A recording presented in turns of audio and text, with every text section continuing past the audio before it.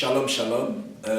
Nous sortons là de notre culte magnifique, excellent, ici à la Moisson de Vano, du ministère international Kedros d'enseignement.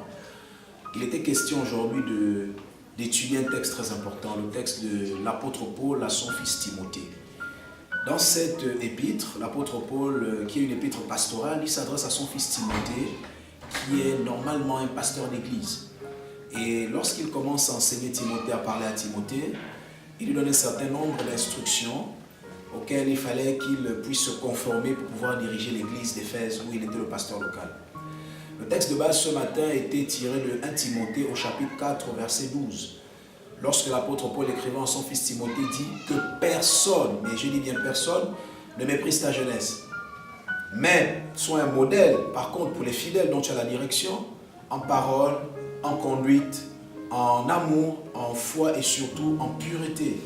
Nous étions dans une époque où l'église d'Éphèse était située en Asie mineure. Et en Asie mineure, il y avait une forme de débauche et beaucoup plus de luxure chez les jeunes de cette époque. Timothée, ayant moins de 40 ans, était plus ou moins méprisé par les anciens de cette église qui était beaucoup plus à connotation judéo-chrétienne. Et se retrouvant dans cette situation, Paul, pour affermir Timothée qui est souvent timide, lui demande de pouvoir ne pas se laisser mépriser par la jeunesse, car il doit se rappeler des dons qu'il a reçus par imposition des mains des anciens. Alors, durant ce passage, il était question de dire aux gens que le mot jeunesse dont il est question ici concerne non seulement la jeunesse dans le sens littéral, au sens premier, qui est celui des gens qui sont situés entre l'enfance et la vieillesse, mais également en ce qui concerne l'inexpérience. Parce que lorsqu'on est jeune dans un domaine, c'est qu'on est inexpérimenté, on manque de maturité.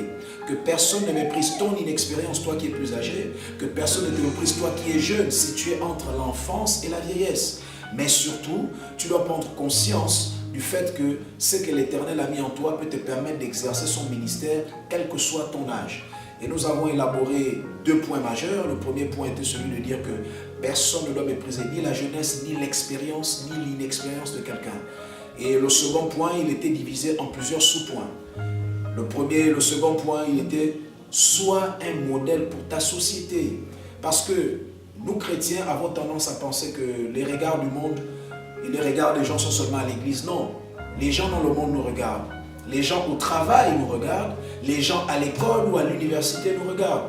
Donc il était question de dire, sois un modèle pour ta société, ton environnement, de telle sorte que l'expression modèle, dans son sens hébraïque, qui veut tout simplement dire que quelqu'un qui est comme un ustensile du temple, qu'on copie pour mettre dans sa maison. Il faudrait que toi, chrétien, lorsque les gens te voient, puissent copier ta façon de parler, puissent copier ta façon de te vêtir, puissent copier ta façon d'être pur, puissent copier ta façon de pouvoir exercer ta foi et ton ministère. Et ce second point qui était soit un modèle pour ta société était divisé en plusieurs sous-points. Soit un modèle en parole, ne dis que des choses qui bénissent les autres, soit un modèle en sainteté, soit un modèle en amour, en conduite et en comportement, soit un modèle en foi. Il faut que ta foi soit plus ou moins quelque chose qui donne l'envie à l'autre personne de dire l'Éternel est véritablement vivant.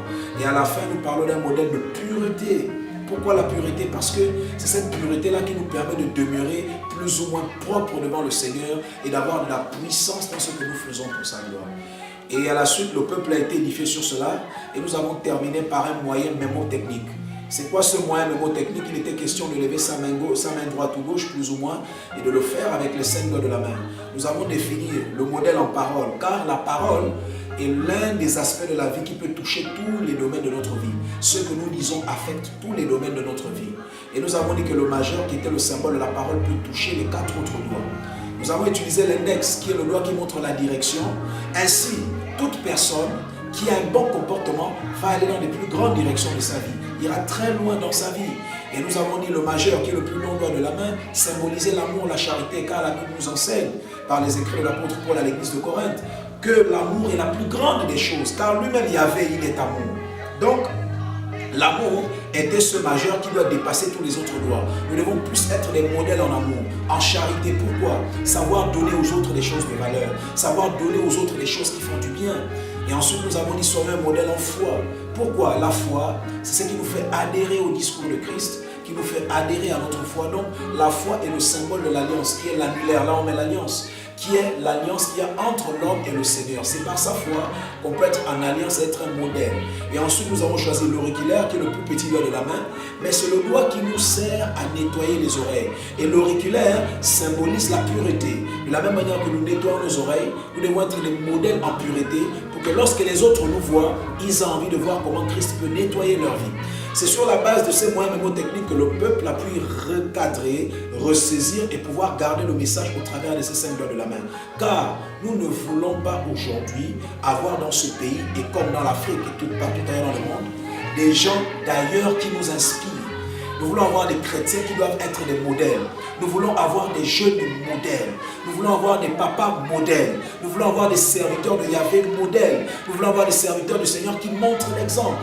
Nous ne voulons plus être dans cette époque où les serviteurs du Seigneur seront fustigés parce qu'ils ont manqué d'exemplarité.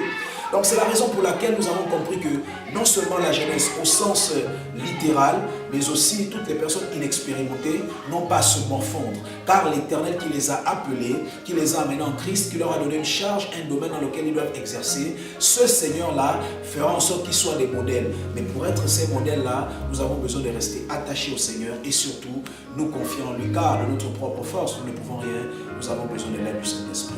Voilà en gros ce que nous avons partagé. Que le Seigneur vous bénisse et que la gloire ne lui révèle qu'à lui. Shalom, shalom.